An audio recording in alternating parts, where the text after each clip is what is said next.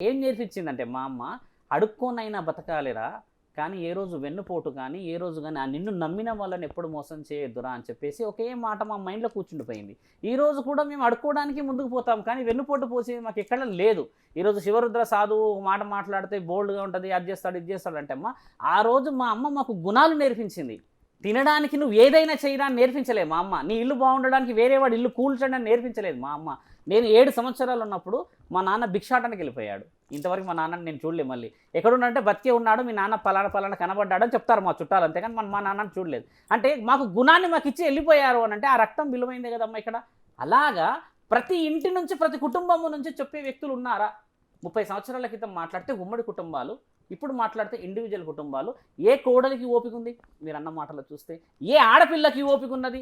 భర్త తిట్టగానే అమ్మగారింటికి ఫోన్ చేస్తే నలుగురు బయలుదేరుతారు గొడవ పడడానికి. అంటే కుటుంబాన్ని నిలబెట్టే బాధ్యత నీకు లేదా?